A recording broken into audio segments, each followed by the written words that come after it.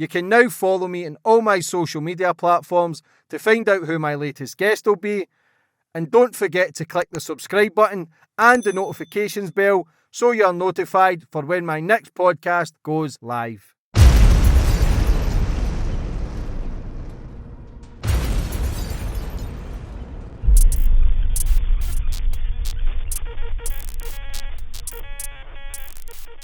And boom, we're on. And today's guest, we've got Nick Bryant. Nick, how are we? Nice to meet you.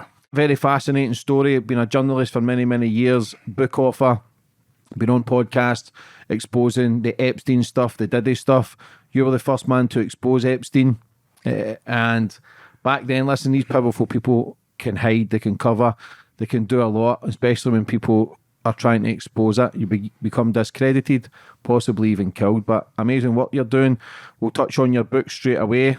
You've got the Franklin, what was it? The Franklin Scandal. The Franklin scandal. Power brokers, child abuse and betrayal. This was about the government, paedophile rings. Yeah, that was covered up by much like Epstein's. And your new book that's just out? Well, and then I wrote a book called Confessions of a DC Madam. Okay. The politics of sex, lies, and blackmail. Mm-hmm. And then my latest book is about Watergate. The Truth About Watergate, A Tale of Extraordinary Lies and Liars. And at the heart of Watergate was a CIA honey trap. Not a lot of people know that. Yeah, we're going to get into all this nitty-gritty stuff. But first of all, thanks for coming on the show. But I always like to go back to the start with my guests, get more of a bit of understanding about you, Nick, where you grew up and how it all began. I'm from Minneapolis, and I went to college there, and I did journalism.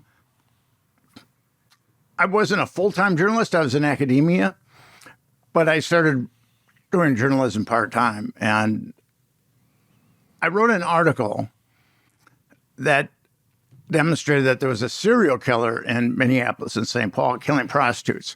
Now, all the prostitutes knew this, but law enforcement wasn't doing anything.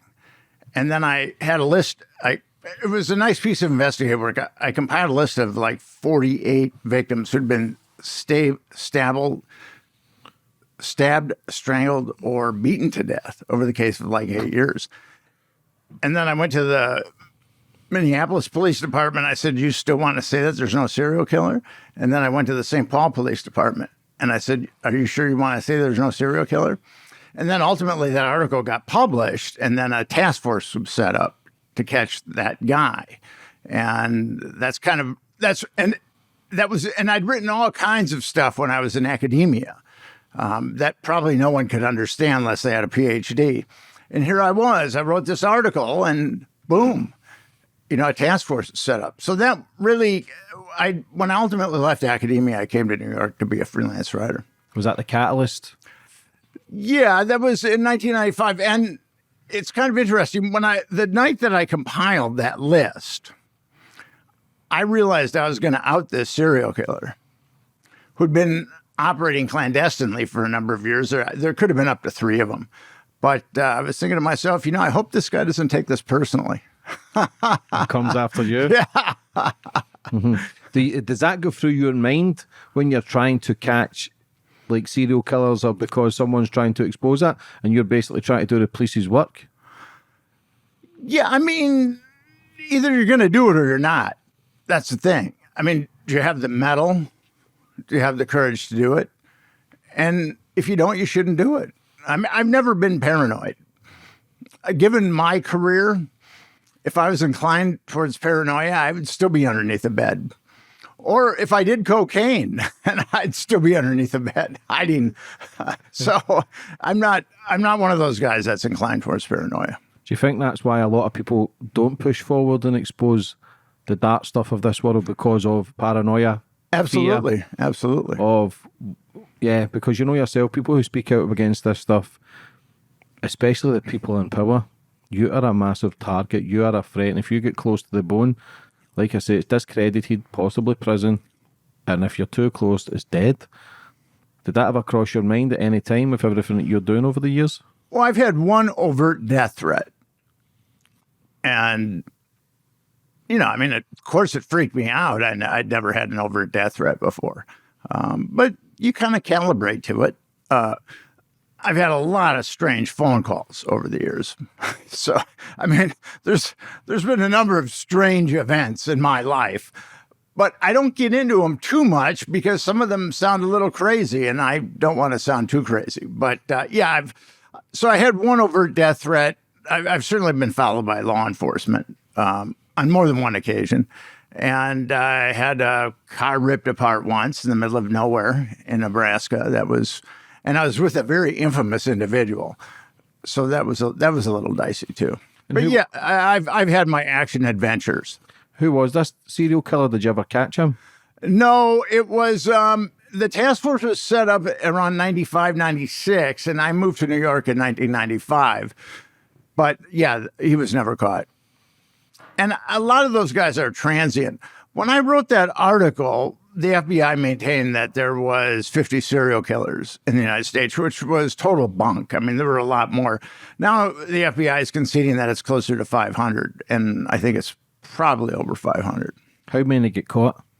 Not many. I mean, really stupid serial killers get caught after one or two, but then you've got like Gary Ridgway, the Green River Killer. I mean, he killed and killed and killed for years. But he was like a uneducated blue collar worker. You'd never guess that this guy would be the Green River Killer that would go on killing for years and years and years. But he was a serial killer savant. I mean, he just knew how to not get caught as a serial killer. I mean, he was a complete nothing sandwich in other parts of his life, but at serial killing, he was very good. Who's the biggest serial killer that's ever been in America? That's tough to know. It was thought that Henry Lucas was, but then we don't really know how much of what he has said is true. I think Ted Bundy racked up huge numbers. I think that Ted Bundy killed a lot more people than...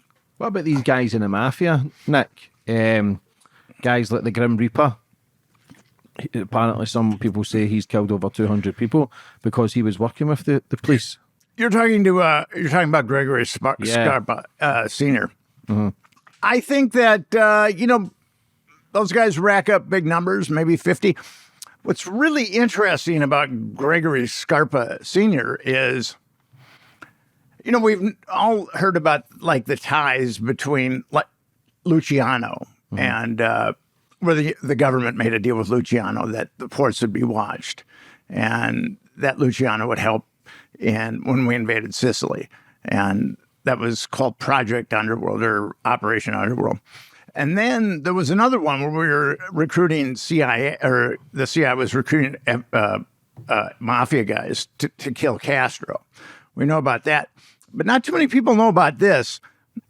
When those three civil rights workers that got murdered, 2 white guys and a black guy. They were from the 2 white guys were from the northern part of the country, so there was a tremendous amount of outrage, and the FBI kind of knew who did it, and what they did is they went and got Greg Scarpa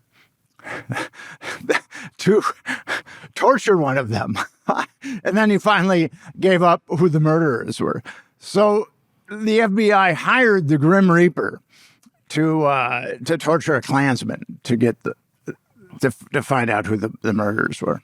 So and those are the instances that we know of the FBI hiring or the government working with the mafia. I'm sure that there's many that we don't know about. Yeah, it seems as if the police knew everything and many worked with the police. Well, a lot of the Klansmen were the police, so, that's a problem.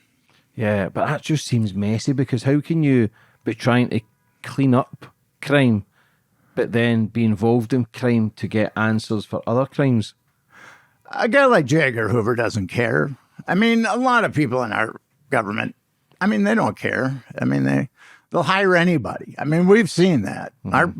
The United States has no problem working with psychopaths, whether they be Gregory Scarpa or Saddam Hussein. The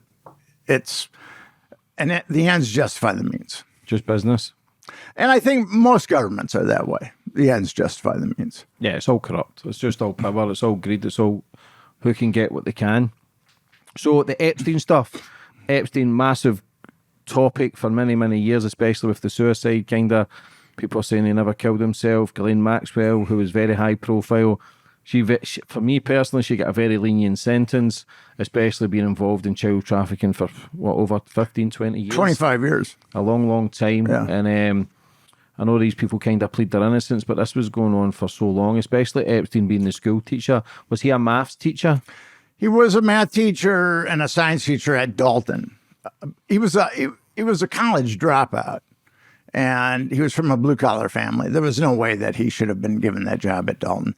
Bill Barr, the attorney general, who covered up Epstein and actually covered up the Franklin Network, which I wrote about, his dad hired Epstein to work at Dalton, which is one of the preeminent preparatory schools in the United States, if not the world.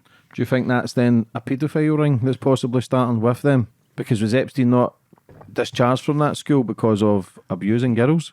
There's innuendo about that, but we don't have any solid proof. Now, the headmaster following Donald Barr, he was certainly abusing young girls there. Mm-hmm.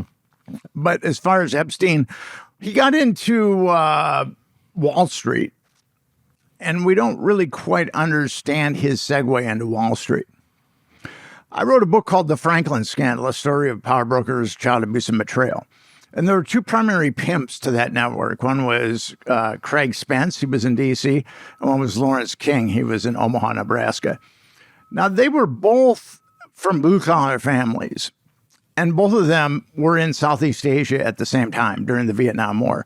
King was in Thailand with a top security clearance, and Spence was an ABC cameraman or ABC reporter. Now, my theory on this is just my surmise, is that they were caught molesting little boys in Southeast Asia. And that dark, malignant corner of the government, or a corner of intelligence, whatever you want to call it, conscripted them. Because as soon as these guys got back from Southeast Asia, their careers just went up exponentially. I mean, they became very rich very fast. Yeah, just see for all these paedophiles and all these people in power with all this money. Look, why not just go, listen, if young girls is your thing, yes, it's creepy, it's weird, but why not stick to the legal age where it's normalised? These people have got so much money, they can buy prostitutes, they can buy the biggest hookers, they can get basically any girl with their money and fame. So why would they need to go with younger boys, younger girls? Is that something they've always had in them, or is it every time they level up in this weird industry of making money, they end up involved in this sort of culty, satanic paedophilia? Like, what is that? Do you believe all these names you investigate, they've started off like that, or did it become that because of their surroundings? Well, I mean, there is a difference between Satanists and pedophiles. I mean, there are Satanists that are pedophiles, and there are just pedophiles that are pedophiles. There's a difference there. It could be both. I mean, they could have been abused at a young age. I tried to figure this out when I got into writing about this stuff like 22 years ago. And I talked to a psychologist in D.C. that worked with these kind of people, with pedophiles. And a lot of them can have steak every night. I mean, these guys are wealthy enough, they could get $15,000 an hour prostitutes to service them any night they wanted. So they have this steady diet of steak, but then they want forbidden fruit. And that's one of the reasons, I think. So how did Epstein actually make his money? Because there's also a lot of speculation on how he became this so-called billionaire, that people then funded him. Some people say he was working with drug cartels. Some people say he was laundering money. Like, how did he actually make his money? Well, it's possible that he was laundering money. I mean, he was an FBI informant, which the government doesn't really want to concede. In 1988, Les Wexner was a billionaire. He was one of the richest men in the country. And Jeffrey Epstein, he gave Jeffrey Epstein power of attorney over his empire, where Epstein could do whatever he wanted with Wexner's billions. And that's what made Epstein wealthy. And Wexner, I believe, was also a compromised pedophile. When you say compromised pedophile, what does that mean? That means that I believe that he molested children, and I also believe that he was being blackmailed. Why would anyone give someone power of attorney over billions of dollars that they didn't know that well? Now, this is funny. The mainstream media is so lame. It was either the New York Times, but I think it was Vanity Fair, that gave us the reason why Les Wexner gave Jeffrey Epstein power of attorney over his billions. Do you want to know what it was? What? They said it was because Wexner was lonely. And if you buy that, I've got a bridge in Brooklyn that I'll sell you for a very minimal price. I mean, did people buy that? I mean, that's what the media sold. I mean, the media was very incompetent when it came to Jeffrey Epstein. Really incompetent. I mean, they were good at kicking out salacious detail, but that was about it. See, when you talk about these compromising positions, the same as like Diddy when they say they've got recordings in every room and they've kind of got power over people. Like you say, this man here, he gave his billions away to Epstein. Was Epstein child trafficking then? Was he... Yeah, I mean, I believe that Epstein probably started in the mid-'80s and Wexner gave him power of attorney in 1988. So, or maybe they were doing this together. Wexner... And the thing that people don't get about Jeffrey Epstein, and this is an important thing to remember, with Epstein, he was a college dropout from a blue-collar family. Les Wexner had ties to the Genovese crime family. There was a guy named Frank Walsh who was an associate of the Genovese crime family that did most of the carting for L Brands, which is the clothing stores that Wexner owned. So if this little punk, Jeffrey Epstein, was threatening Les Wexner just had to call up his buddies in the Genovese crime family and say, you know, this guy's bothering me. I think that he should disappear. And he would have disappeared.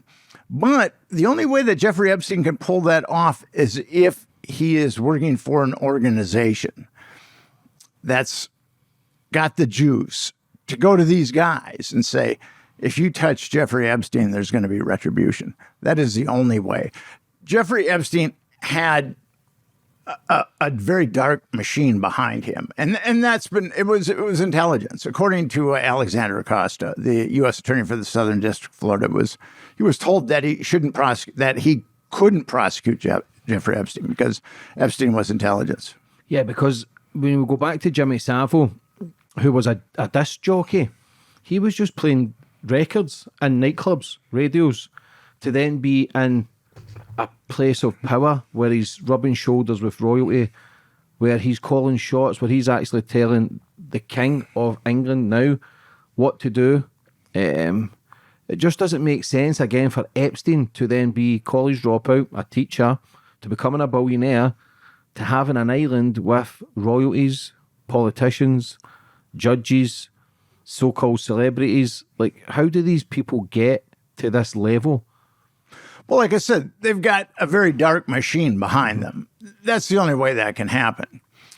I think if you dig into Jimmy Savile deep enough, you're going to find MI6 or MI5, one or the other. Some dark, malignant corner of MI6 or MI5. Why would these people want to work with them, though? FBI with Epstein, MI6 with Jimmy Savile. Why do these people want connected with them and are not actually making moves to bring them down? Well, initially, it's about power. The United States spends $755 billion a year on the military. Way more than any other country. More than, I think, the next 10 countries combined. Our politicians are blackmailed by that dark corner of the military-industrial complex.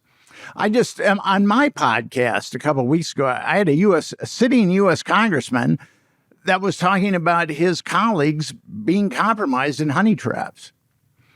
It's all about power. Once you get people compromised, then they'll do whatever you want them to, and then there'll be no consequences because they'll be able to quash any kind of investigation into what that person or entity might be up to. Before the podcast started, I was telling you about a man, Mike, who worked for the police, the NYPD, and he was talking about cults. he was talking about people doing sacrifices. But what he was also saying was the people who get to these high levels, when you talk about being compromised, they actually put themselves forward to be compromised to level up. So if they ever step out of line, they've got this information where they can destroy them, or else they've got to stay in line to play ball with the other team. Like he says, people actually go out their way to be compromised. So whoever's controlling it, this big machine, black machine, whatever you want to call it, they're doing this so they can just, it's basically selling your soul for fortune and fame to then level up. Do you believe that? Well, here, I believe this is how it goes. I got to a blackmail photographer when I was writing the Franklin scandal, and I was just cutting my teeth on the story. I was kind of new to it, and I said, "Well, how does all this work?" And he said, "Once you're compromised, it's like you're on a yacht, and it's a beautiful yacht, and it's a beautiful day, and you can have anything you want on that yacht. But if you decide to get off the yacht, the people on the yacht are going to make sure that you drown." So once you're on the yacht, there's zero incentive to get off the yacht. Zero incentive. So the Franklin scandal, what made you start that? Okay, so I was going to write an article about the occult. And I came across a U.S. Customs report on a cult called the Finders. And 2 finders were busted in Tallahassee, Florida with 6 kids that were really in bad shape. They were ages 2 to 6. The kids didn't even know their names. They had insect bites. Their clothes were dirty. And some concerned citizens had called the Tallahassee Police Department. And then a couple of Tallahassee police officers arrived, and they took one look at these guys who were dressed in nice suits and one look at the kids, and they put the kids in protective services, and they arrested the guys on multiple counts of child abuse. And the Washington, D.C. police heard about this because they were investigating this cult, the Finders, for an unsolved homicide. And then they'd also heard that the Finders had engaged in various types of child abuse. So the U.S. Customs, which investigates child pornography, and the D.C. police executed a search warrant on the Finders warehouse, which was in D.C. And they came across, like, child pornography. They came across a telex where the Finders were buying a couple of children in Hong Kong. I mean, just they came across evidence that the Finders would respond to people that were looking for babysitters and gain as much intelligence on that family as they possibly could. And the guy who wrote the report was Ramon Martinez. He was a U.S. Customs officer. And after about 3 days after the search warrant was executed, nothing was happening. So he went to the D.C. police and he said, what's going on? And he was told the CIA has taken over this case. There'll be no more investigation at all on this. And I got that report and it blew my mind. I mean, what is the CIA doing quashing an investigation into a bunch of cultists that are seemingly doing very bad things to children? But I mean, I had read a lot of books and I'd been in academia and I kind of thought I knew how the world worked. But after I read that U.S. Customs report, that just shocked me. It blew my mind. It showed me that I've obviously been missing something in my understanding of the world. And then I came across a network that there was a lot of internet innuendo about in Omaha, out of Omaha. And then that's where I started to dig. And I did, in fact, come across a network that was centered in Omaha that flew kids to Washington, D.C., that was affiliated with intelligence, that blackmailed people, that was getting children out of the famous orphanage Boys Town. But it was a 7-year investigation. I mean, it took me 7 years to investigate all that. See, once you start opening the doors to this sort of stuff, Nick, how hard is it to stop? Because I had a man who was a police officer in the UK, an undercover paedophile. He actually went undercover to pretend he was a paedophile to catch paedophiles. And I questioned it. I said, why? Because he had to watch the videos and play their game and pretended he was getting excited so they would befriend them. I says, how could you do that as a father? He says, because when he went to his first job and saved that little boy, It says, how could I walk away? How could I stop? I haven't been able to stop. I mean, I've been investigating. I was investigating P. Diddy before most people really understood what P. Diddy was. I have this strange notion, because most of the people in the media obviously don't share it with me. I have this strange notion that children shouldn't be molested with impunity. It's a strange notion I have. And it's very obvious to me that most people in the media really don't share that sentiment, unfortunately. But I happen to believe in that. So it's kept me investigating for 22 years. When did Diddy go on your radar? P. Diddy came on my radar in February, March of this year. There were 8 lawsuits that were filed against him. Mm-hmm. And 2 of them had been minors. There were 8 sexual molestation lawsuits filed against P. Diddy, or sexual assault. And 2 of them had been minors at the time. And then the 5th one was Little Roddy, who was a hip hop producer. And he said that P. Diddy was constantly trafficking children. And then he also said that there were hidden cameras in all of P. Diddy's homes. And he also said that P. Diddy was blackmailing people. And then I was able to corroborate that there were hidden cameras in P. Diddy's home. So it was kind of like an Epstein thing. And the U.S. attorney for the Southern District of New York, he was the guy that covered up Epstein. He oversaw Epstein's or Ghislaine Maxwell's trial. And they only called 4 victims, and those victims were only molested by Epstein and Maxwell. So they couldn't identify any of the power brokers. And then I found out that it's the same U.S. attorney, Damian Williams, that's leading the charge against P. Diddy. And then I knew that the fix was in. I mean, I knew that it was going to be corrupt. And P. Diddy, Maxwell was indicted on multiple conspiracy charges, and no one else was busted. You know, I mean, and the same thing with P. Diddy. P. Diddy is indicted on a racketeering conspiracy charge, and no one else has been indicted. So it's looking a lot like Ghislaine Maxwell. And Damian Williams is a dirty guy. You can go to my website, nickbryantnyc.com, or go to my podcast, and I've got a video that I made about P. Diddy, and I talk a lot about Damian Williams. So this is the thing that confuses me, Nick. Like, they say there's all these videos, there's all these tapes, there's all these people who's been compromised, but with the Epstein flight logs and who was on the island, his connection, even listen, he speaks about, there's a video just been released, his friendship with Donald Trump as well. And then Ghislaine Maxwell, same as they did this stuff. If they've got all these names and all these lists, then why is everyone not getting charged? Well, because our system is predicated on blackmail. I mean, I think most governments are predicated on blackmail. I mean, the UK Parliament certainly has a tremendous amount of blackmail in it. That's business as usual. The blackmailing of politicians, powerful people. Is this why you're seeing a lot of celebrities like Kamala Harris kind of thing, and all these like Beyonce and all these big celebrities now, J-Lo doing interviews, J-Lo's on a mic saying support this woman and talking about this, saying someone's a bad person, but why did you never speak about P. Diddy then when he was doing all these bad shit? Well, it's being surmised that there are markers called in from the people that were compromised by P. Diddy. And that's why you've got these Hollywood people that are basically voicing their fealty towards Kamala Harris.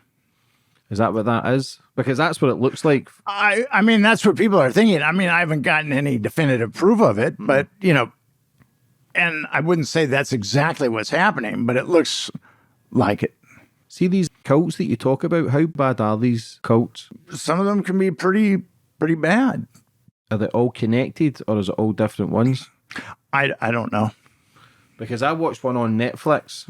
It was, I can't remember what it was called. It was like the Amish. This guy was getting all the kids pregnant. They believed that he was God. But it was so fucked up. Are you talking about the Mormons? Yeah.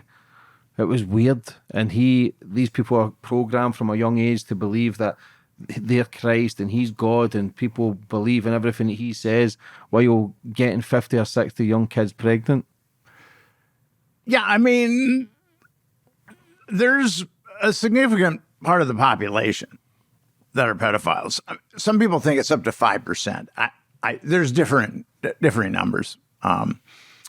But that's been a part of the Mormon tradition for a very long time. That guys have multiple wives, and some of them, their wives are underage. I mean, the Mormons have been doing that for a very long time.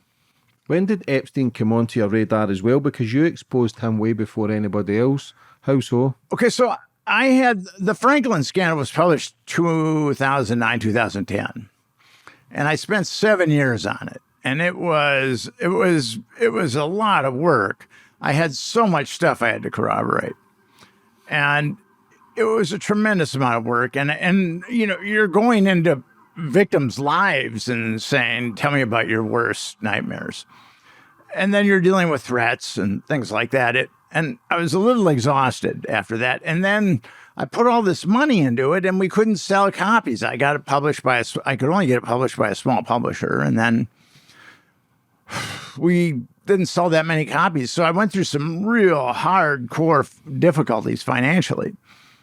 But then Epstein popped up on my radar about 2011. And at that point, he was a lone pedophile.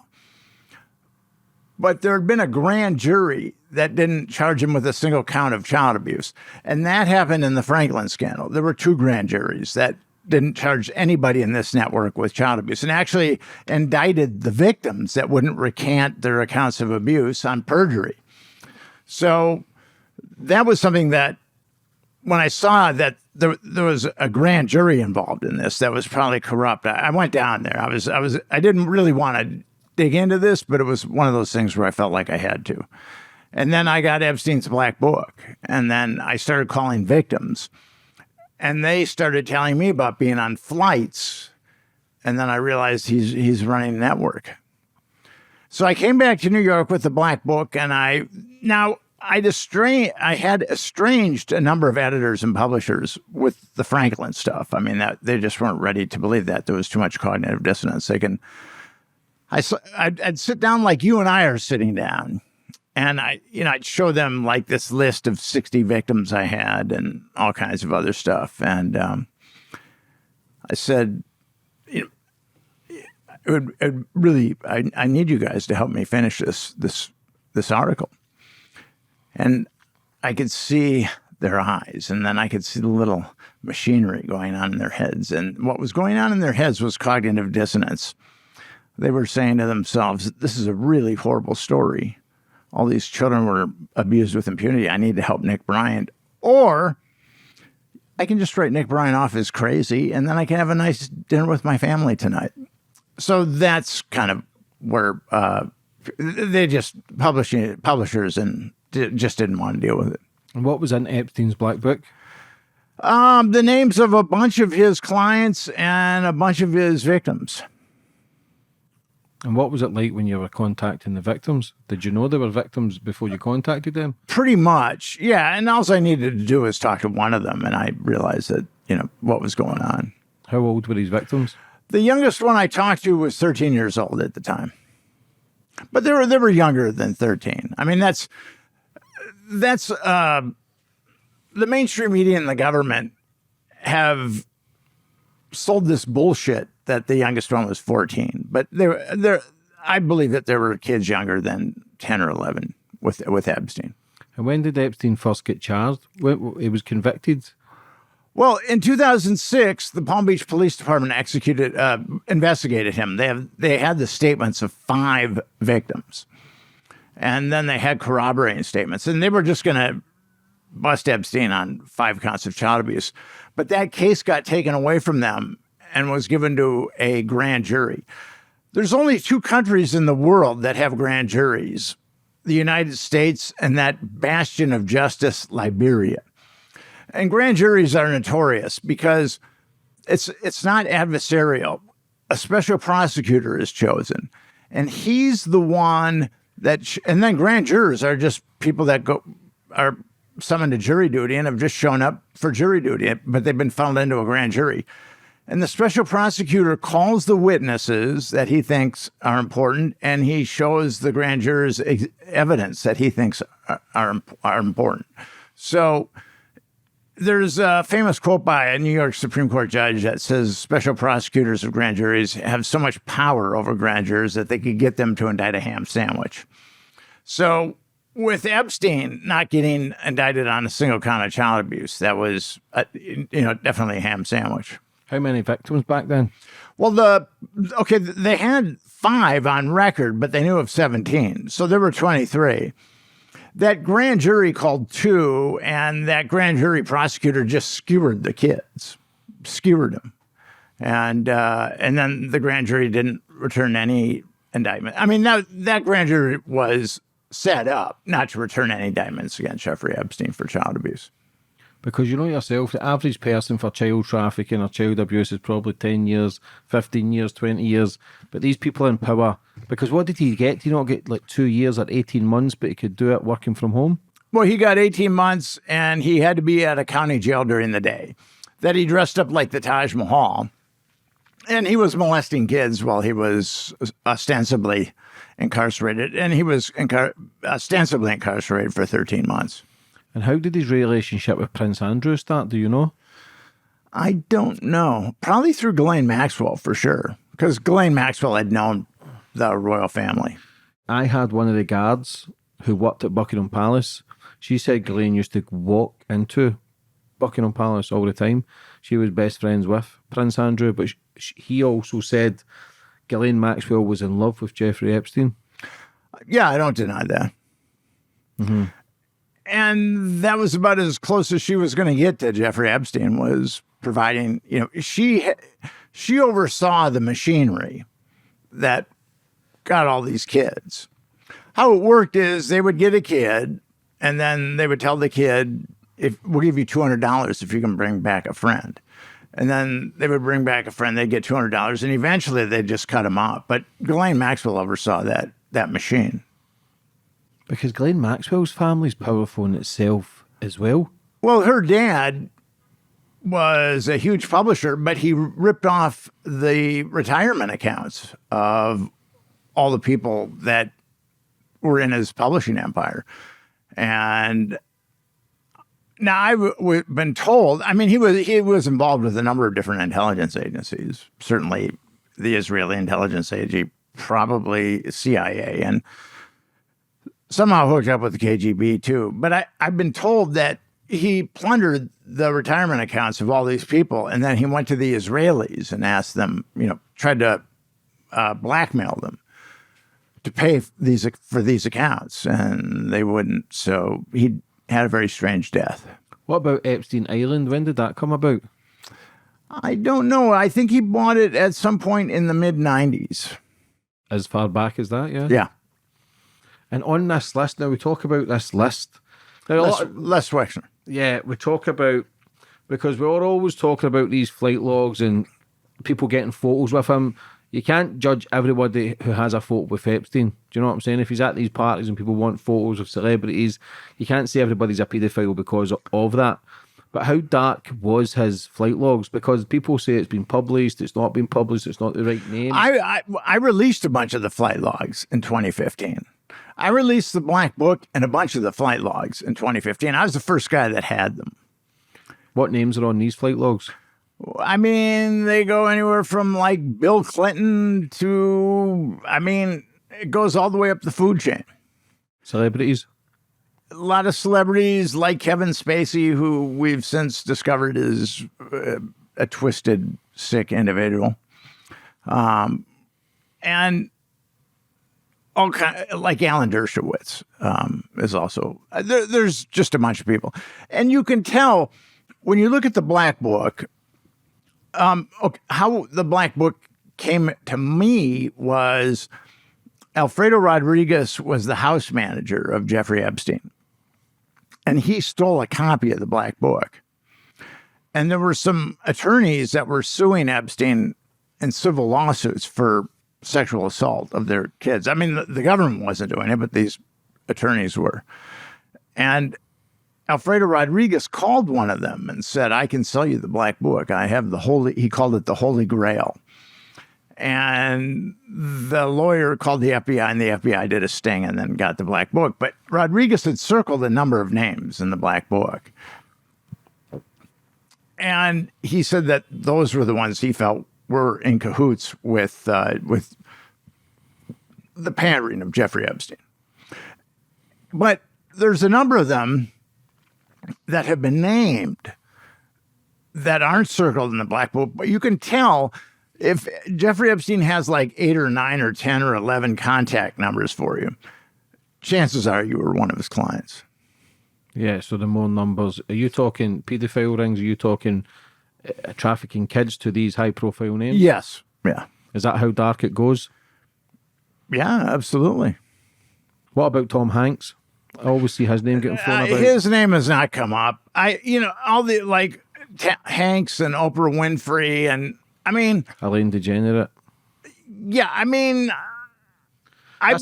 sorry for interrupting, but this is what we need to be careful of, because names are just getting thrown around now, and this is where the conspiracy theories. I'm very careful. Yeah, because on the internet now, though, names are getting thrown about left, right, and centre, and people are buying into it.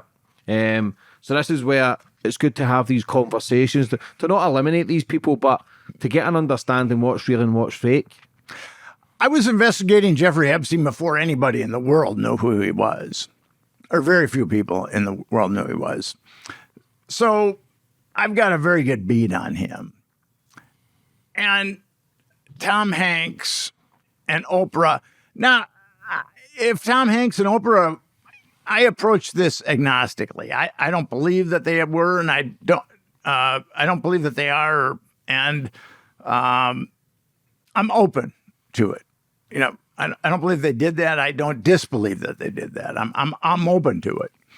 But I have not been able to find in my investigation solid proof of Tom Hanks. Now, Bill Gates, yes. The cover story on Bill Gates was that he met Epstein in 2011. The Evening Standard published an article on Jeffrey Epstein in 2001. And it said that Bill Gates and Epstein were doing business in the 90s. So I think that Bill Gates and Jeffrey Epstein's relationship went back much further than is conceded. So I believe that Bill Gates is probably definitely one of them. What about Woody Allen? Woody Allen, there's pictures of him and Epstein, and Woody Allen doesn't really seem to have much of a moral barometer. But there has not been victims that have come forward and said, I was molested by Woody Allen. What about Chris Tucker, the comedian? Because I said his name was on the flight logs. Is that correct? Chris Tucker, yeah, he was on the flight logs. There's a high probability of him, yeah, and Casey. Tucker, Spacey, and Clinton went on the same trip to South Africa. And they got a couple of girls from South Africa. And how it worked is Epstein had this immaculate presentation. I'm friends of Bill Clinton. I'm friends of Kevin Spacey. Do you want to be a model in New York? And then, the girls would say, sure. And then Epstein would fly them to New York, and he had a apartment building on 66th Street, East 66th Street, not too far from here. And they would start to pack, and then Sarah Kellen, one of Epstein's henchwomen, would call them and say, don't worry about packing. I mean, they haven't even spent a night in the hotel yet, or the apartment. We're going to go to the island. So these girls would get on the plane and they'd all pack, and they'd be going to the island, and then Jeffrey Epstein would have someone perform oral sex on him in front of everybody. So at that point, these girls knew exactly what was going to be required of them on this island. Was that the kind of playbook, the kind of stuff that you'd done all? That was the playbook, yeah. What other names were on the list? Can you remember? I mean, there's names on the list, and then there's names that have come up in litigation. And the names that have come up in litigation are and on the list together, Bill Richardson, who was a former he was in the Clinton cabinet, and he was also governor of New Mexico. Bruce King, governor of New Mexico. Alan Dershowitz, super lawyer. And Jean-Luc Brunel, definitely. Wexner. I mean, these guys, their names were in the black book and circled, and they were named by a victim. But then there's a number of perps that weren't named by victim. Like Liam Black gave Epstein $150 million. He was a huge hedge fund, Apollo hedge fund manager. Now, why would a guy, and here again is the cover story. The cover story is that Jeffrey Epstein was helping him save taxes, and he gave Leon Black $150 million. I mean, if you want to believe that, I've got another bridge I can sell you. Not the Brooklyn Bridge, but it's a pretty good bridge nonetheless. It's the George Washington Bridge. It's longer than the Brooklyn Bridge. What about Prince Andrew? Prince Andrew, definitely. He comes up in the Black Book, and he's named by a victim also. See, I have no issues with anyone having parties, having orgies, drinking, taking drugs, doing what the fuck we like. Nobody cares. It's the children. It's the innocent children. Was there any rumours of... Because I've had people exposing Prince Andrew, but they've always says there was never any children around him. He just liked to party. He liked women. There was never any children. Is that correct? Would you agree with that? Or is there a possibility? No, I disagree with that. Do you? Yeah, absolutely. You believe there was children involved with Prince Andrew? Yeah. Really? I mean, he's got a picture of Virginia Giuffre or Roberts standing right next to him, and with Ghislaine Maxwell. She's 17 at the time. So, I mean, and then Prince Andrew said that the picture was doctored. It wasn't. Prince Andrew said he didn't sweat, which, because she had said that he was sweating that night, and he said he didn't sweat. I mean, Prince Andrew's own words made him guilty. Yeah, but I believe that was in the UK as well. The legal limit is 16. I believe they went to a nightclub in the UK, Prince Andrew and that girl, but then, like you said, people do say the photo has been doctored. But the only thing it gets me, they paid $12 million. Yeah, well, I mean, would you? I mean, if I was innocent and someone accused me of something like that, a crime of child abuse, I would fight it till I died. I mean, I would fight it till the very end. I mean, I wouldn't give anybody $12 million. I mean, I would just spend the $12 million on my legal defense. Because I don't understand someone from the royal family to then be walking around Central Park with a convicted paedophile. That's what I've never really got my head around. Surely, in his interview, which we'll touch on as well, like, I don't know if he thinks everybody's so thick that they don't see through the bullshit, but I don't understand why he ever done that interview, because it just made him look guilty. But the walk through the park, is this what you talk about, people being in compromised positions where he's had something over a royal family member? Yeah, I mean, why are they walking through the park after Jeffrey? Like with Woody Allen, I'm not saying children being pandered to Woody Allen by Jeffrey Epstein. It's entirely possible. But all these guys were hanging out with him after he'd been busted as a convicted child offender. I mean, he did time in 2008. I mean, it was bullshit time. It was in a county jail. I mean, he should have been given multiple life sentences. But they were all hanging out with him after that. A convicted child offender. I mean, what's up with that? Yeah, that's what I'm saying with these flight logs and Chris Tucker and Kevin Spacey. It just doesn't look right. Why would you be kicking about with a sex case? Do you know what I'm saying? It just doesn't seem... There's no excuse for it. There's no excuse, no matter what work you were doing. What were they doing in Africa when they went, Kevin Spacey and Tucker? Clinton was like on Clinton was ostensibly there to raise money for AIDS research or HIV research. What about Ashton Kutcher? I don't know. I don't really have a very high opinion of him, but I don't know. Because now, I spoke about this in the last podcast, he was going on a first date with someone. He showed up late, and then when he looked through the girl's window, she was stabbed 47 times. But they got someone and convicted him for murder for that, but that was strange. He's also involved with... Well, he and P. Diddy were very good friends. Very close. And then Brittany Murphy. Yeah. Brittany Murphy, who died the same death as Kim Porter. And apparently, well, I had Diddy's bodyguard on, Gene, he was saying Ashton Kutcher was having an affair with Brittany behind Demi Moore's back. And also, Ashton Kutcher and his wife wrote a letter to the judge about the rapist who was in his show. And he was also the ambassador for FORN, which is a child protection, trying to save kids from child trafficking. And we know now a lot of these people who run these organizations are predators themselves. I don't have a very high opinion of Ashton Kutcher. Mm-hmm. I tried to make a documentary. I'm making one now, but of the Franklin scandal. And I was with a very good documentary maker. He's actually been nominated for 2 Academy Awards, and his organization turned us down. Okay. It was a story that was ahead of its time, the Franklin scandal. But then when Epstein got busted, I put together I put together a protest, but then I also put together a petition.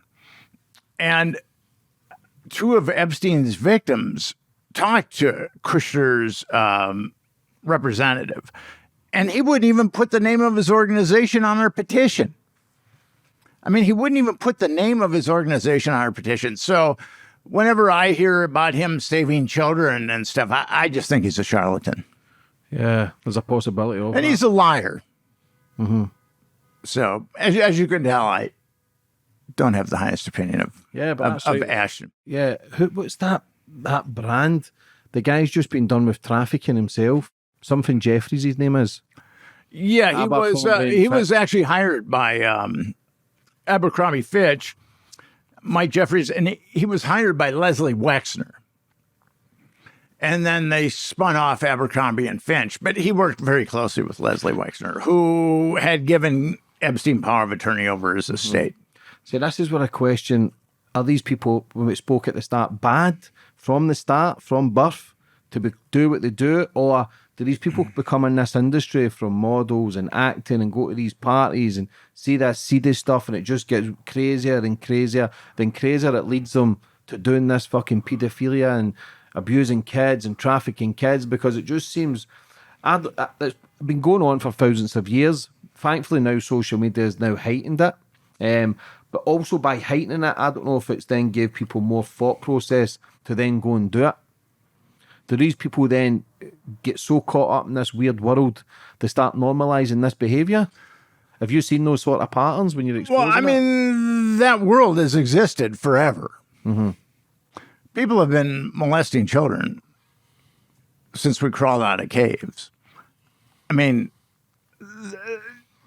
the rich, it's not only rich people that molest. I mean, there are guys in trailer parks that are trafficking children as you and I speak right now. The difference between a guy in a trailer park and a guy that's worth $1 billion is the guy in the trailer park is going to go down. He's going to get arrested. The guy with $1 billion isn't. Yeah, that's the big difference. But that child abuse exists in all social strata. I mean, it just isn't the rich. So see, when Epstein was taking people to the island and bringing all these celebrities and politicians, was there any other places he was taking them? Well, I mean, he had a place in the UK, he had a place in Paris, he had a place in New Mexico. Everywhere. Now, I interviewed an Epstein victim. She told me that she went into a kind of a stupor.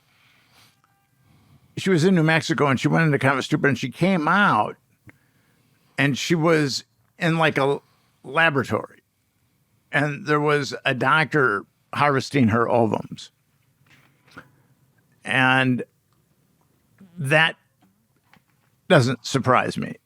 We started cloning mammals, and there was Dolly the sheep got cloned in 1996. In Scotland, I think. And it's very easy to clone somebody.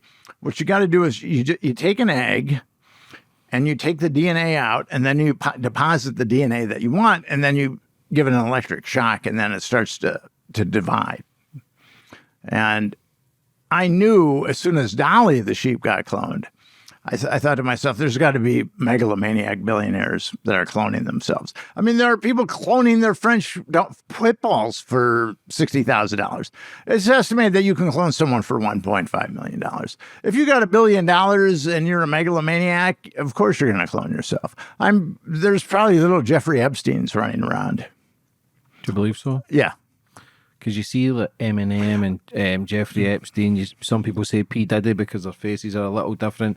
Do you believe these celebrities can clone themselves to then go and do the prison time while they live life of free, basically? No, I mean, you're still going to be a baby. I mean, when you clone someone, they're going to be an infant. So it's got to start as an infant. You can't clone someone the age you're at now. No, they're going to be an infant. Because you do see all that technology. And listen, that's going right down the conspiracy route, but people have tried to say that. Not possible. I was a science reporter. Mm-hmm. And actually, I used to write for Genetic Engineering News for a while. And you start it with a single cell, with an ovum, and then it takes all these years to just regular development. So no, you don't believe that somebody maybe in their 30s could then clone themselves? And you can't expedite the aging process like that. So you can't speed it up? Not feasible. Because you do see it and you do watch videos and you think, nah, surely not. But then again, I'm open to everything nowadays. I mean, this Epstein victim, who I believe, said that her ovums were being harvested. She's always said that. And I know how easy it is to clone someone. But there's no way that you start with an egg and then, like, 2 weeks later, the dude's, 35. I mean, it's just not possible. So I was thinking maybe... You cannot expedite. Yeah. You try to clone you now, take your DNA, do what they've got to do, but then you're coming basically the person you are now. There's no technology or no sort of science can do that. You've got to start from basically... You got to start from the mitosis process when the cell splits. Yeah, because people say that, people have been cloned, but then you look at the masks and people think Biden's kind of got a mask on and it's someone else under it. Do you believe that could be a possibility? God, I don't know. Nah. Yeah, I'm just going off topic. I don't, I studied philosophy in college, and philosophy taught me to approach everything agnostically, not to believe, not to disbelieve. Mm-hmm. But then I've been in this world a long time. I've been researching this stuff 22 years, so but with Biden wearing a mask, I don't know. Who knows? What about Bill Clinton? I mean, he should probably invest in some brain cells. I mean, that would be a good thing for Biden. But it just all seems like acting to me anyway, like The Simpsons predicting things. It's like, it is all weird, but how Bill Clinton... Like, he seems to have put himself in a lot of compromising positions, the same as Monica Lewinsky, and then you've got the photo of him in the red dress in Epstein's house. Like, why was Epstein and Bill Clinton so friendly? Because Epstein was providing Clinton with girls. I mean, he was bringing girls into the White House, women into the White House. But Clinton was, going back to being governor in Arkansas, he was dirty. I mean, Clinton he's been a rapist forever. That's just the way he is, Bill Clinton. And what about the deleted emails from his wife? How true is that? The emails from his wife? Yeah, the deleted emails. She had hundreds of thousands of emails deleted. Well, she had thousands, yeah. Is that true? I don't know. Well, we saw a bunch of her emails with the WikiLeaks stuff. Mm-hmm. But, I don't know. See, obviously, when you start investigating, you realise how much power these men have. Did you ever think that Epstein would go to prison? No, but here's the thing. It happened with Craig Spence in the Franklin scandal. It happened with Epstein, and it happened with P. Diddy. These guys are blackmailers. And if you're going to be a successful blackmailer, no one should know that you're a blackmailer. But the media had got on to Craig Spence. The media had got on to Jeffrey Epstein. And because of those 8 sexual assault lawsuits, 2 of whom were minors, the media had glommed on to P. Diddy. So these guys are not going to be able to blackmail people because people are going to be hip to what they're about. So they've outran their usefulness. Is that what you think then? So if someone who's blackmailing people got all this information, got a place of power, but then when it starts, the tables turning where they've been involved in paedophilia, do you think these people who they've blackmailed then push it to discredit them and get their name out there as being dirt so no one would believe them? Well, I mean, Ghislaine Maxwell, it was a simple deal. And Lawrence King in the Franklin scandal. I mean, Craig Spence had committed suicide. Jeffrey Epstein ostensibly committed suicide. King and Ghislaine Maxwell were, I'm sure someone sat them down and said, you know, we really appreciate the work you've done for us. You help us compromise people. And you're going to have to go to prison for a while because someone has to take the fall for this. And Didi has probably been given the same talking to, too. But you're going to have to do some time and no one else is going to get busted and keep your mouth shut and we'll let you keep your money. Ghislaine Maxwell got 20 years. She seemed to have kept her mouth shut. Why? Because what's the alternative? The alternative is non-existence. Dead? Dead, yes. So that's why she kept her mouth shut. She saw what happened to Epstein. I mean, she's going to keep her mouth shut. What do you think happened to Epstein? I don't know. You know, there were a lot of weird anomalies in that prison that night. But I try not to focus on whether or not Epstein killed himself. There was a media company that called me up and they wanted to do something on whether or not Epstein killed himself. And I said, you know, I don't think I think that's a red herring. What's important with the Epstein case is that these little girls were molested for 25 years. 25 years of all kinds of perverts and malignant individuals, and none of them have paid a price. The government covered it up. Then that's what's important about the Epstein case. Why is the government covering up child trafficking? When you cover up a crime, you're aiding and abetting that crime. So the United States government is aiding and abetting child trafficking.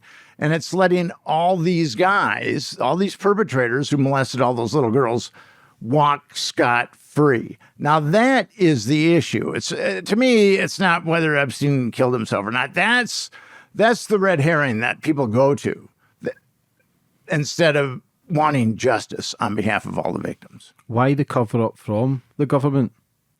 Because the government's part of it. I mean, Alexander Acosta, who was the U.S. attorney for Southern Florida, most powerful guy, law enforcement guy in Southern California or Southern Florida, he was told not to go after Epstein because Epstein was intelligence. Now, when you're talking a U.S. attorney, you're talking a lot of power. The attorney general and the president can tell a U.S. attorney to stand down. So that's the kind of power that was used to get Alexander Acosta, the U.S. attorney, to stand down. And Ghislaine Maxwell, do you believe 20 years was enough for her? No, she should be in prison for the rest of her life. Now she's in a dormitory. She's in the cushiest part of the prison now. It's obscene. She could possibly out in the next 5 years, because they're trying to find loopholes now how to get her out. Yeah, I mean, she'll probably do about 10 or 12 years. But it would be interesting if she ever gives any names. I don't think so now that she's...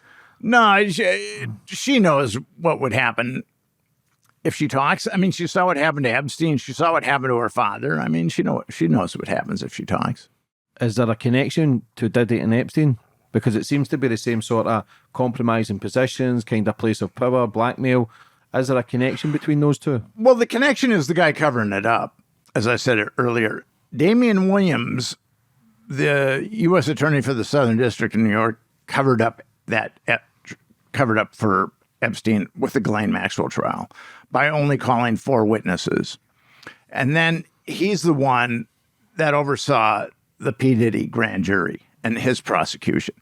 And if you notice, no one else was indicted with Maxwell. and no one else was indicted with Diddy, and they're both indicted on conspiracies. So, let's indict some of the other conspirators, but they're going to keep their mouth shut. Damian Williams is a dirty guy. Paul and Daisy Soros have a foundation that gives up to $90,000 to help people go through college or graduate school. And Damian Williams was given $90,000 by the Paul and Daisy Soros Foundation. And Peter Soros is on the board, and his name is circled in Epstein's black book. So is this ominous, or is it just a coincidence? I just don't know. The thing with Diddy, is he just as bad as Epstein, do you think? Absolutely. Do you think so? I mean, if you're molesting kids, which he was. I'm talking about the trafficking and the kind of... Yeah, no doubt about it. Because they talk about these secret tunnels now under his house and going to the Playboy Mansion. Is there any truth in that? I don't know. I don't know. When did you start hearing about Diddy? I know you says February, March, but you said you heard about him. I started hearing about Diddy earlier this year. So just this year? Yeah. Because I've had his bodyguard on. He believes he was involved with the Biggie killing, the Tupac killing, many other killings. There's always death round about these people, especially at the college game. There was 9 people died and lost their life that he had organised.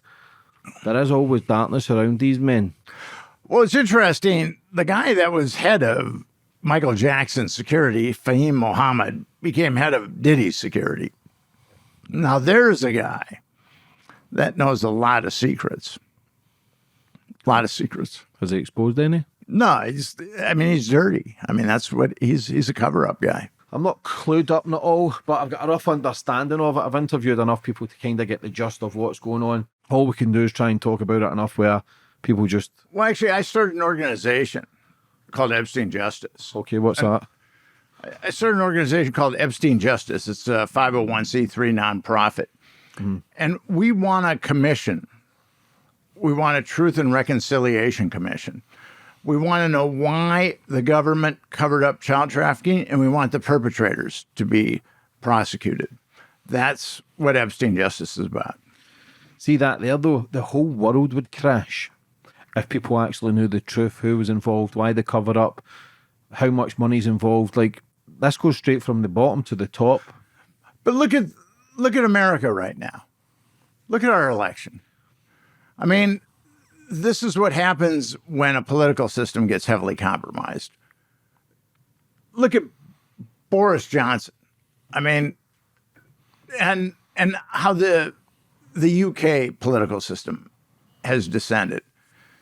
It's what happens when governments become heavily compromised. You end up with the kind of government that we have, or the kind of government that's, I think UK government is probably better than the American government. I don't know, Nick. I think they're all fucking the same, man. I think they're all corrupt to the core.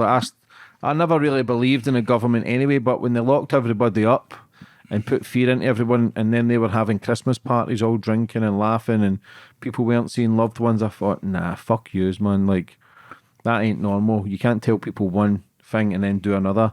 Like, it's corrupt to the core. And I understand people are trying to make money and trying to survive, but it's the lies, it's the deceit, it's the media portraying certain tales that aren't true. And I think people are tired of it. I think people are just tired of the same bullshit that they promote, and it's just never gets anyone anywhere. Well, you've got very corrupt politicians, a very corrupt political system, but then you've got a media that's very corrupt too. Yeah.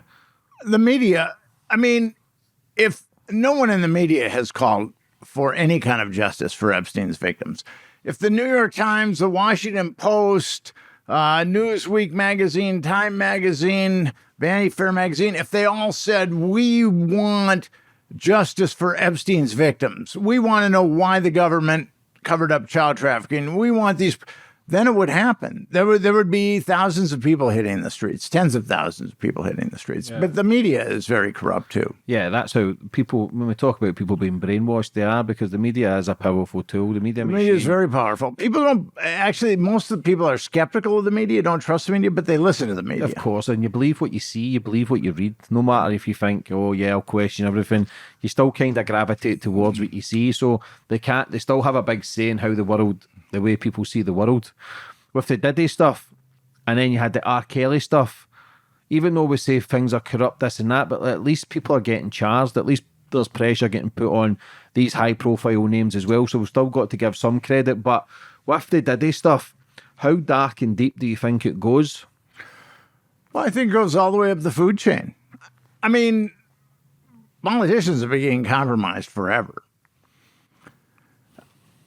Our founding fathers, people think of Thomas Jefferson and Alexander Hamilton as saint-like. But Alexander Hamilton was having an affair with a 23-year-old, and her husband was blackmailing him. And there was a muckraking journalist who found out about it and outed Alexander Hamilton as having an affair with this 23-year-old.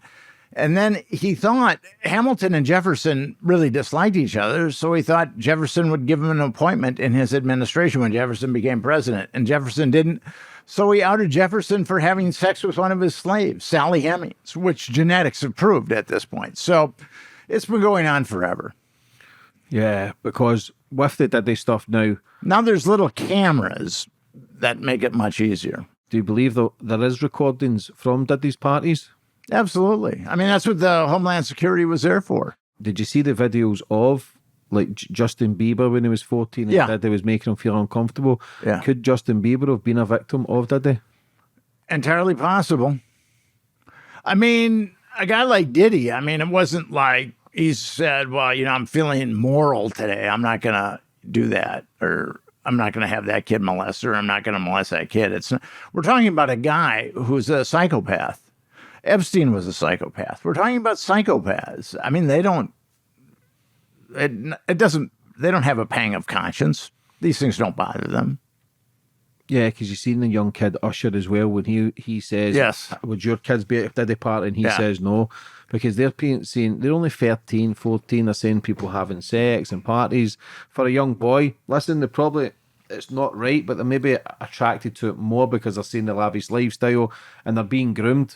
They're not realising what they're going through. So it's true. And then the young girl, Davy Chase, is it? Or Davy Chase, the young girl, she was 13, and Diddy was saying, you're coming back to the after party. He's got a bottle of champagne. He's getting all excited. Like, it just fucking screams out pedophile. And same as with Jimmy Savile, he just looks like a wronging. It just looks bad, but yet they call it in plain sight with Jimmy Savile. He owned morgues. He owned hospitals. He had the keys to the hospitals. He had the keys to mental institutes where he was getting in and do what he wants. People were high-fiving him, shaking his hand. They basically had the keys to abuse and do whatever he wanted to any human being that he wanted to take. And this is where the sickness comes in. And like you say, these people are psychotic. But the sad psychopaths. Yeah, psychotic and psychopaths are different. What's the difference? Psychotic is like they hear voices and things like that. Psychopaths are just people with no conscience. No feelings? No feelings. Cold? Yeah. What do you think the outcome will be with Diddy? I think unless something happens, Diddy's going to keep his mouth shut, and he's going to probably get a 20-year sentence, just like Maxwell. And but his kids aren't going to be charged, and his family isn't going to be charged, and they're going to be able to keep his money. What about the deaths around him? His wife, Kim Porter, who died with pneumonia.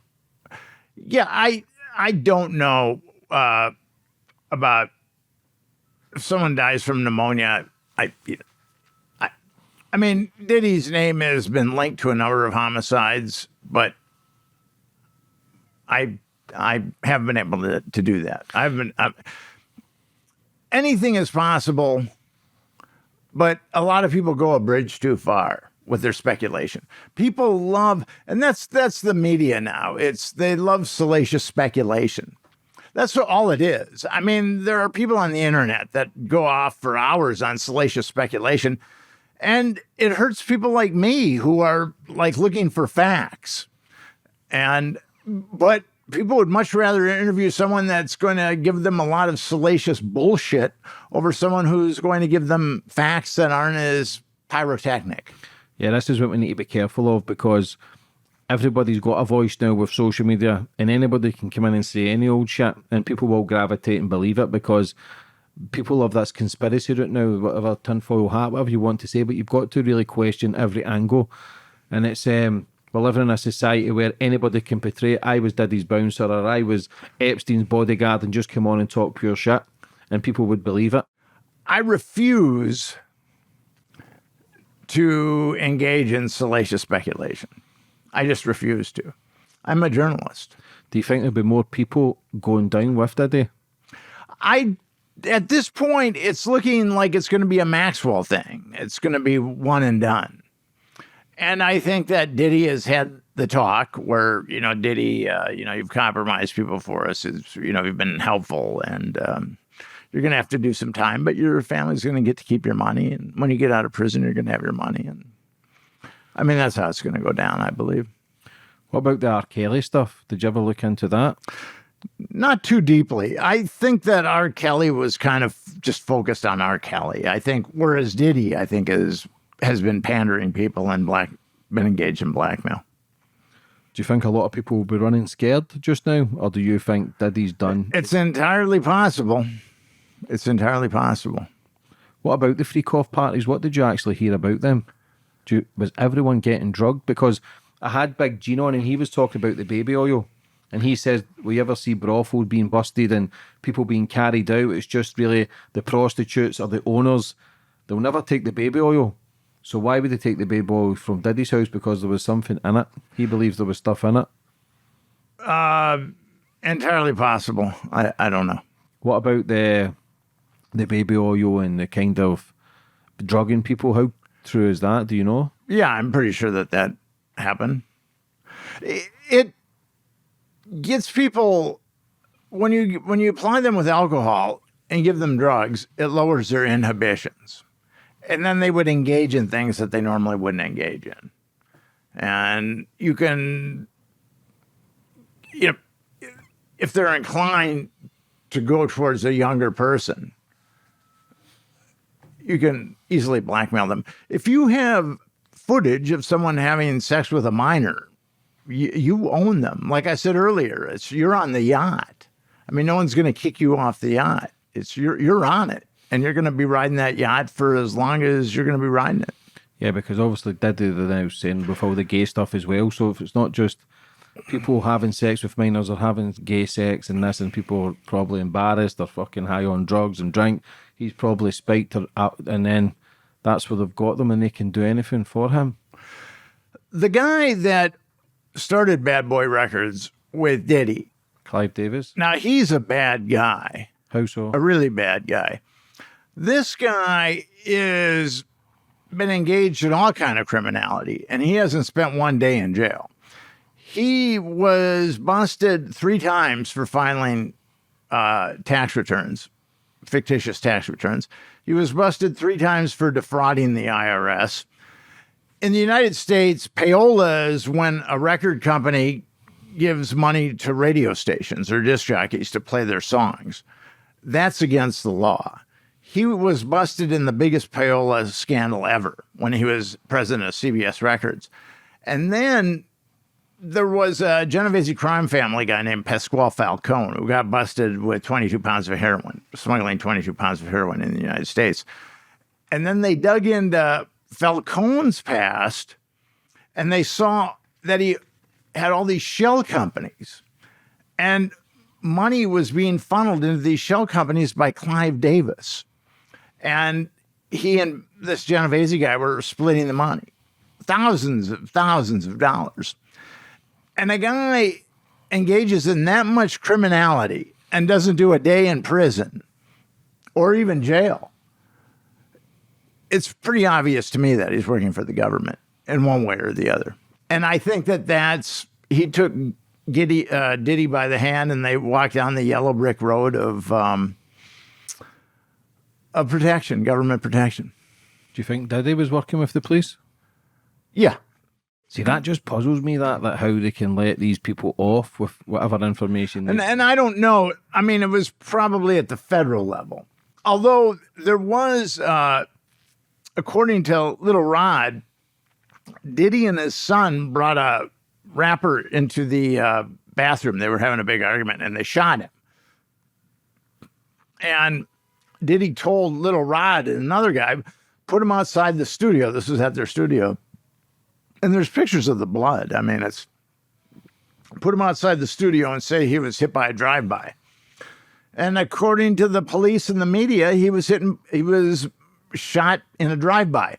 Now, how can you differ? I mean, how is it that they couldn't differentiate a point-blank gunshot from one at the distance from a drive-by? I mean, it doesn't make any sense. I mean, somebody was protecting Diddy at that point. Because there's rumours now that Diddy's mum was a prostitute, and Diddy used to watch his mum have sex and other people around him. His dad was a gangster, I believe. His dad was actually, I think his dad worked for Henry Lucas. Yeah. And was murdered because they thought he was an informant. Which is a possibility. Yeah. Do you think Diddy would be offered a deal to give more names to get a lighter sentence, or have they got the head of the snake? It's at a level now. Do you think they've got the head of the snake with him? No. Do you believe there's bigger? Yeah.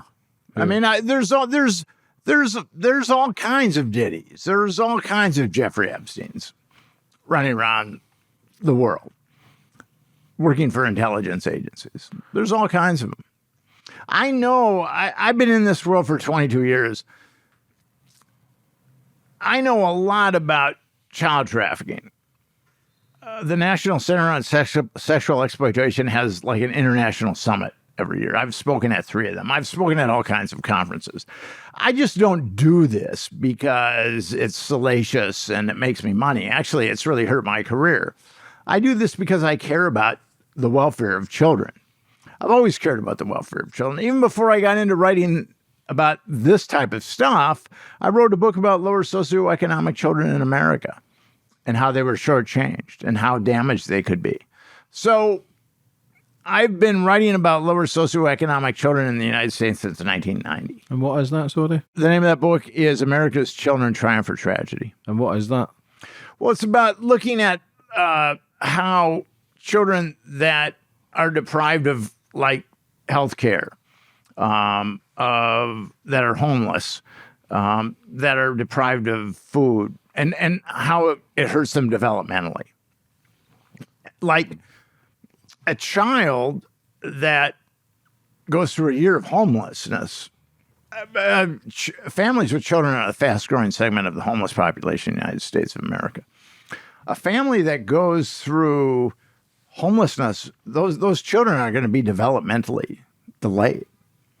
And one of the things that people don't realize is that all these things combined, like if a child is born at a low birth weight, and that's generally because the mother isn't given proper prenatal care and subjected to continuous poverty for 5 years, their IQ is going to be 90 if they're white, and their IQ is going to be 85 if they're black. So they're out of the game completely.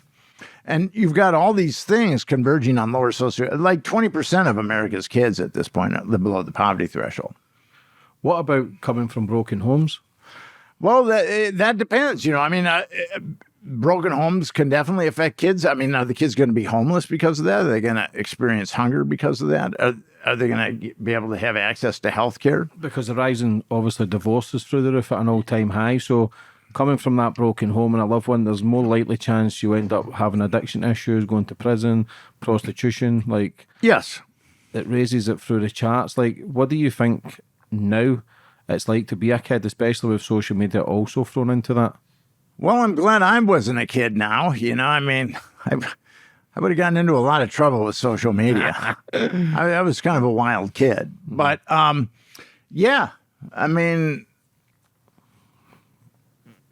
America has to reevaluate helping its children. But the thing about children is they don't vote. They don't give money to political campaigns. So they're not very high on politicians' must-do list. I mean, that's the problem. Do you believe that could be a part of a bigger wicked plan? Because I've interviewed people who now say there's a checklist for paedophiles and traffickers and grooming gangs to then have kids coming from the broken home who are not as intelligent, who have addictions, where they're easier to control and groom, to then be then sex trafficked. Do you believe that also? Yeah, in the Franklin network that I wrote about, they were getting kids from an orphanage. Now, these kids came from dysfunctional, broken up families, and that's why they were at this orphanage. And they were trafficking the kids. And if the kids did well, not only would they get money, and they're from poor families, so you give them $100, $200, $300, that's a lot to them, but they'd also be given drugs. And if they performed well, they were given more drugs, and then they would have the money to buy drugs.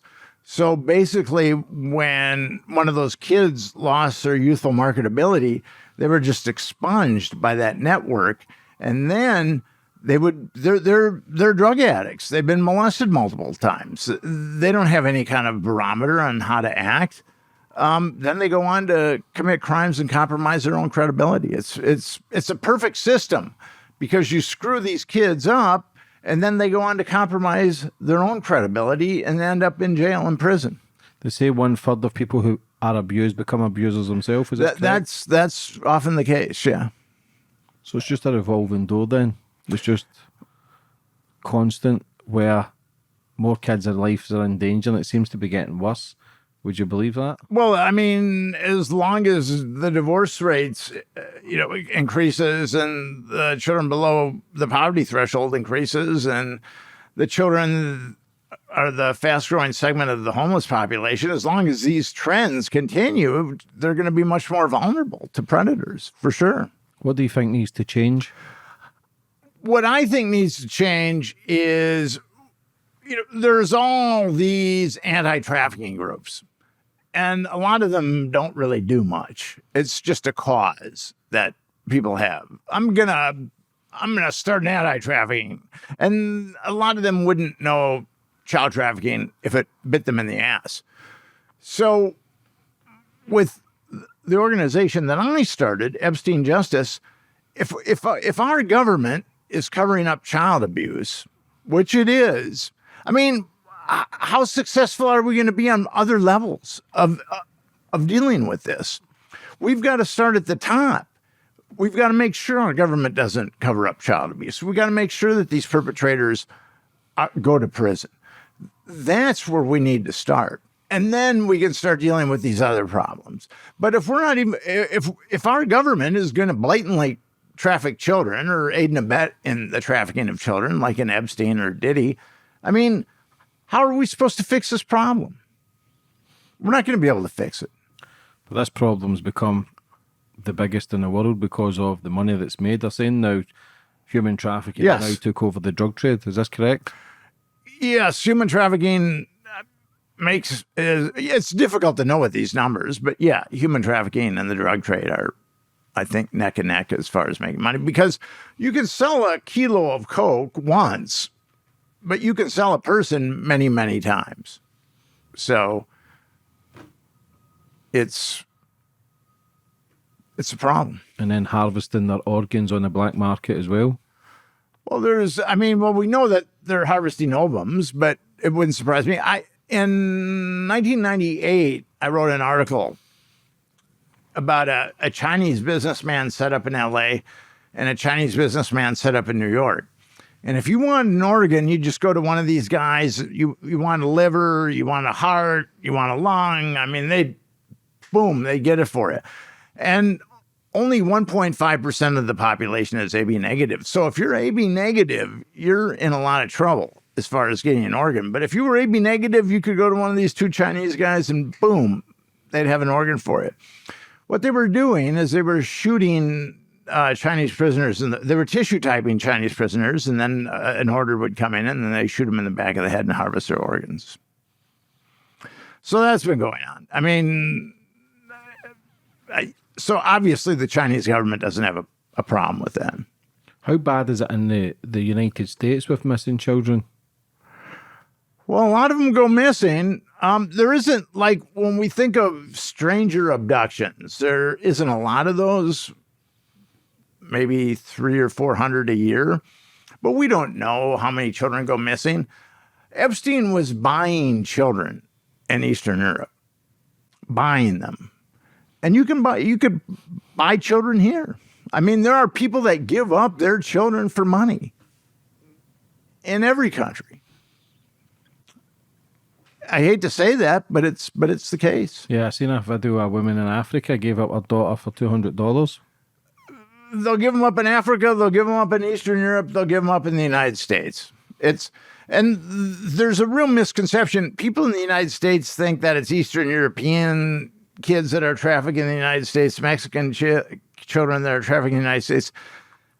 85% of the children that are trafficked in the United States, at least these are the figures that I've come, and they seem to make sense to me. 85% of the children that are trafficked in the United States are American children. Mm-hmm. All these victims that have came out, especially against Epstein, how many victims could he possibly have been involved with, Epstein? Because only the ones that have came forward are still a big number, but the whole list of it for 20 years, 30 years, how many do you actually find? 225 have been getting settlements. 225. Or actually, 225 have come forward. 150 have been given settlements. 8 have declined the settlements. Now, if you get a settlement from the Epstein Victims Compensation Fund, you've got to sign an NDA saying that you're not going to sue anybody else. So, and that's how victims heal, is by talking. And that what those lawyers are doing with the Epstein Victims Compensation Fund is evil, making those girls sign NDAs. And I'll tell you another thing that's evil. I've spoken, as I said earlier, I've spoken at a number of child trafficking conferences. I've met psychologists and psychiatrists that work in this area extensively. And I know a psychologist who's a very prominent psychologist. If you were a psychologist in the United States, you'd know who this person is. She had a client that she felt was trafficked by Epstein when she was under 10 years old. The kid described Epstein's house and all kinds of things, and she helped her client, who was now in her 30s, apply for money from the Victims Compensation Fund, and they didn't get any money.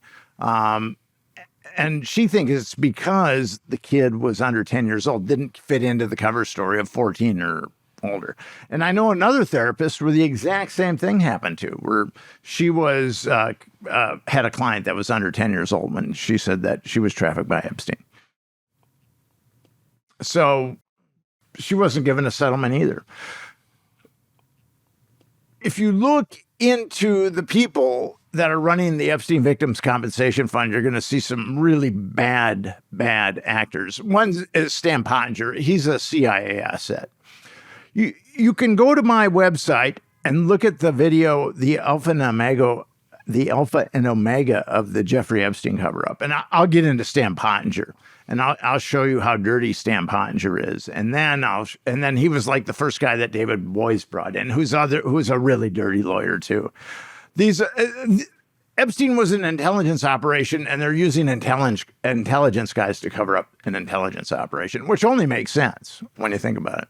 See, when they were abusing these kids and trafficking these kids, was there any possibility they could have been killing these kids as well? Because it's so many people to then be going through their trap to try and let go, if you know what I'm saying, so they wouldn't give information or give evidence against them. Is there a possibility they were also killing these kids? There was a book called The Snow Killings that was written. That was about a pedophile network in Detroit that was kind of an adjunct with Fox Island, which was run by a notorious pedophile. And 4 kids were murdered by this pedophile network, and 3 or 4 guys, a number of them ended up in jail, and 3 or 4 of them were polygraphed, and they knew they had knowledge of those kids that were dumped alongside the road. And there was one guy where there was mitochondrial DNA that was found in his car. but none of them went down except for one guy. His name was Christopher Bush. And that suicide scene is staged so sloppily that it's almost a joke. I could have done a better job staging a suicide scene, and I've never staged one before. So in that network, they were killing kids. I believe that they were killing kids. And that's the thing when we were talking about, these guys can have steak every night and then they go for forbidden fruit. Sometimes that's what their thing is. They get increasingly violent. I mean, I've talked to a number of victims that have been beat up. I've talked to a victim of Epstein's. She was a little girl. She was given to a prime minister who beat her up. I mean, that's how he got off. A prime minister of a country. What about the secret societies and stuff of kids being not just abused but tortured, adrenochrome and sacrifices? Like, there's a lot of information out there about that stuff. Yeah, I think a lot of it is wrong or sensationalistic. I don't deny that that these guys kill kids. I mean, they just do, and I believe that according to Wikipedia, there's no such thing as ritual child abuse, but there's ritual sacrifice. There's all kinds of examples of ritual sacrifice. So people can murder people ritually, but then they can't molest children ritually. I mean, it's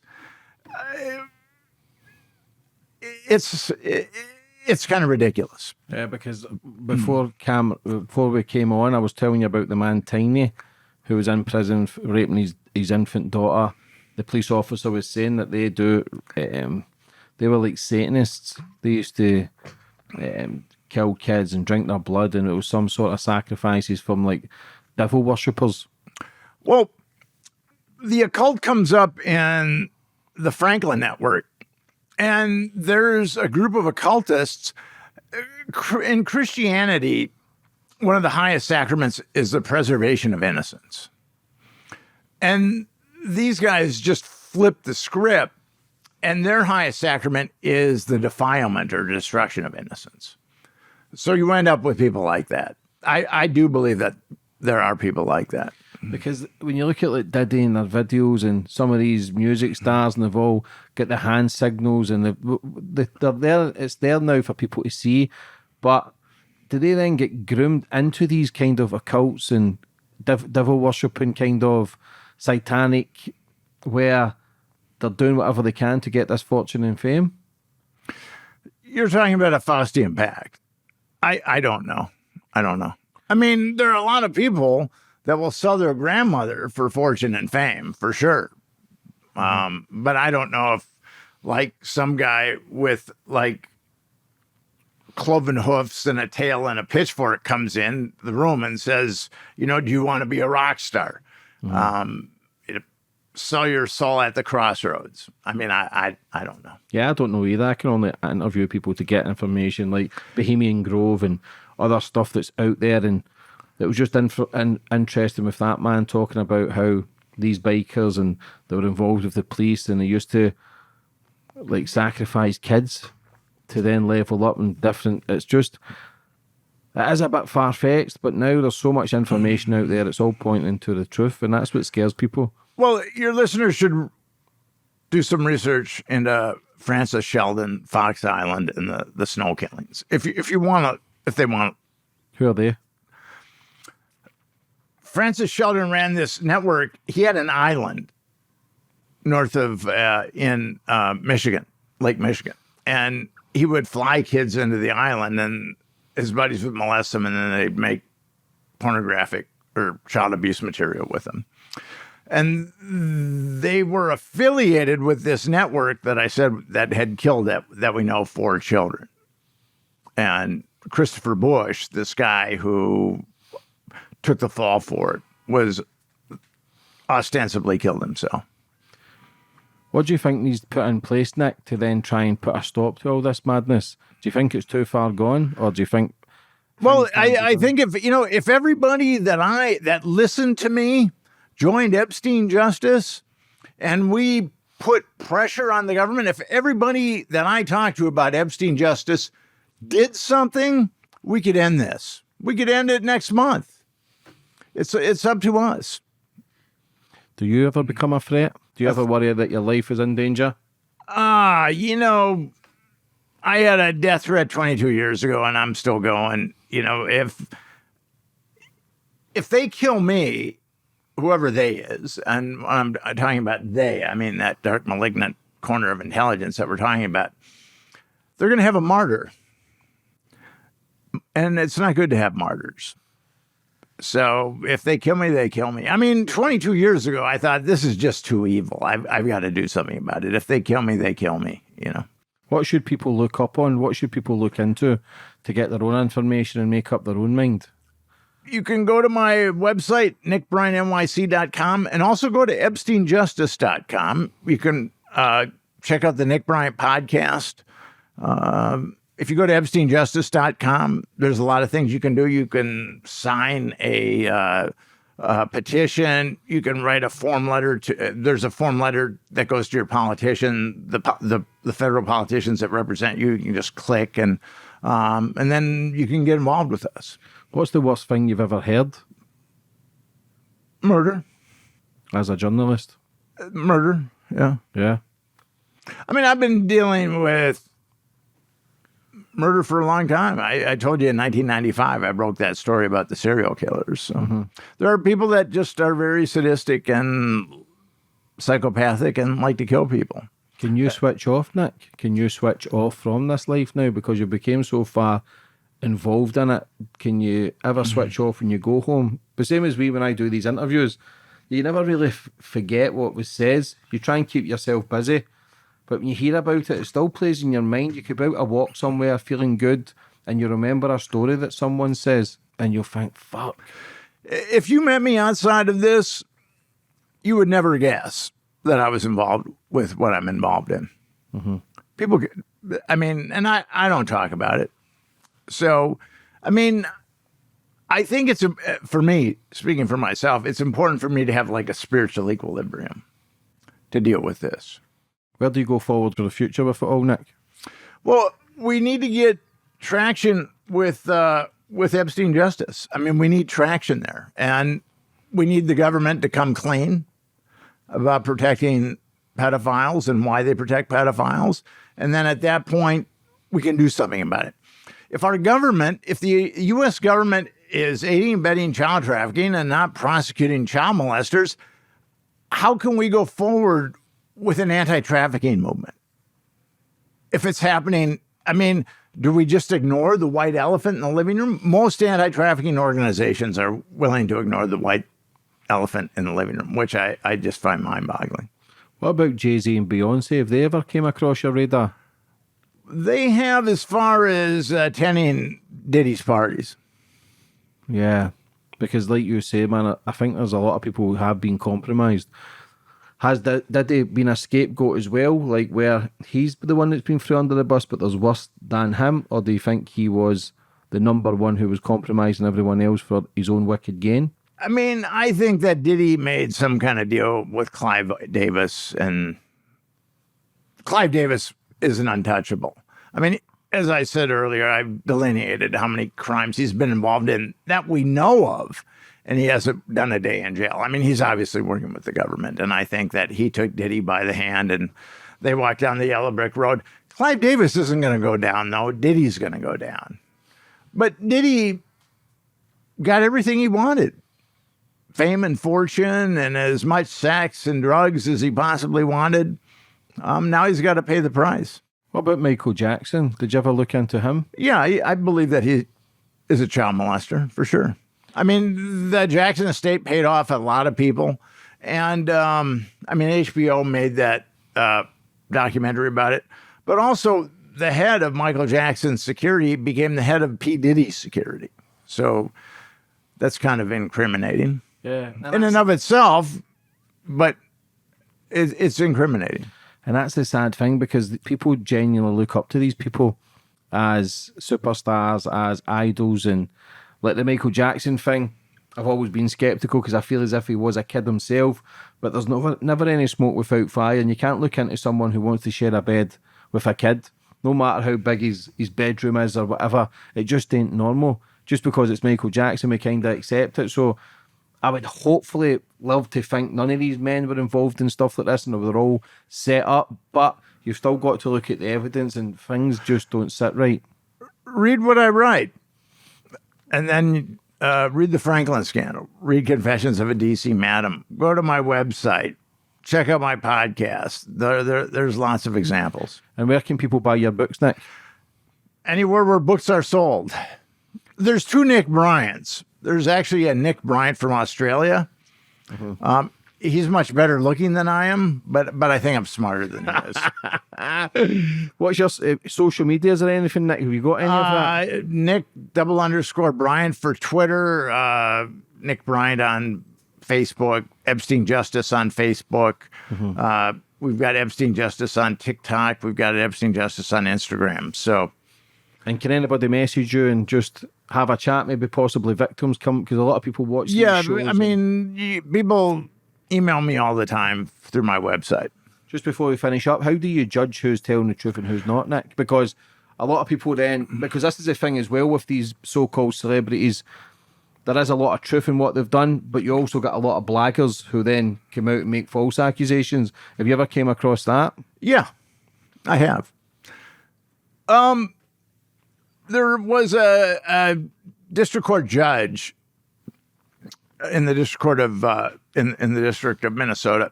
His name was Patrick Schills, and before he became a judge, he handled 500 cases of molestation by various priests, and he worked for different dioceses. And he, as I said, he handled 500 cases, and he was asked how many of those cases he felt, how many of those people were not telling the truth, that had claimed to be sexually assaulted by priests. And he said maybe 10. So we're talking 2%. Most people that come forward with either being sexually abused as children or even sexually molested or assaulted as adults, they're not lying. I mean, why would someone want to put themselves through all that heat? So generally, people are telling the truth about it, but I get contacted all the time. I mean, practically daily, and people want me to investigate that or investigate this. I'm just one guy, you know. I mean, I can't. I wish I could invest. There are people that send me emails that I think. I mean, there are people that are crazy, but then there are people that I believe are telling the truth. But I can't. I'm just one guy. You know, I can't investigate everybody's story. What about religion? Because obviously the Catholic Church and priests, but there's a lot of seedy darkness, and same as the Muslim side of things. In the UK, there's a lot of grooming gangs, but the majority of grooming gangs are coming from Pakistani Muslims. That a lot of people then blame, it's their religion, they shouldn't be following this religion. But do you believe that these people are, again, bad before they go to religion, or do you think the religion can change people? Because there's a lot of satanic stuff in the Bibles and stuff like that. When you actually read through it, there's a lot of darkness, drinking blood and eating flesh. And I think Lot's in the Bible got his 2 daughters pregnant, and then they've got the Quran where there's some dark stuff as well. And I don't want to discredit people's religion and people's belief, because people would die for it. But I'm not aware of people eating children's flesh in the Bible. yeah, there's flesh eating and drinking blood, yeah. Really? And Lot's got his 2 daughters pregnant as well. I'm not aware of that. Yeah. What do you think of religion? I'm a spiritual person. I think that religion can be a good thing and religion can be a bad thing. Religion can cut both ways. Yeah, do you not think it has any... I've known some people, I mean, you've got these Catholic priests that should be in prison forever, that the Catholic Church moved around and enabled them to molest God knows how many kids. But then I've also known Catholics that are really decent people. I'm the same. I'm not a religious man. I'm very open-minded to it all. I've got friends in every religion, every country, all the way around, and people are good, people are bad. I genuinely don't think religion can then force people to then abuse kids. Same as the priests, there's a lot of fucking nasty people out there. The money is being spent for the cover-ups.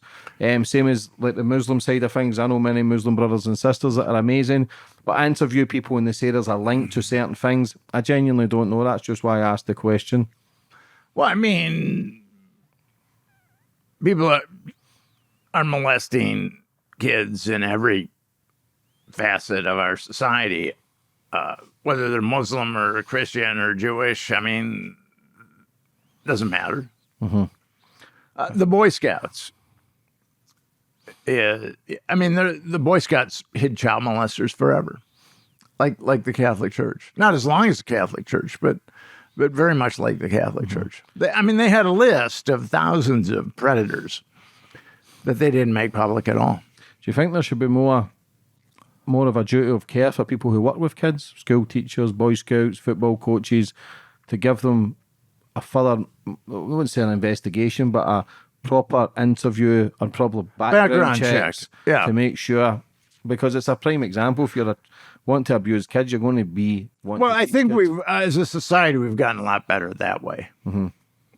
It's, we've seen the Catholic Church get away with this. We've seen the Boy Scouts get away with it. Now, we've got to stop the government or some dark, malignant corner of the government from doing this. I mean, that's where we're at now. I mean, that's the next level here. Mm-hmm.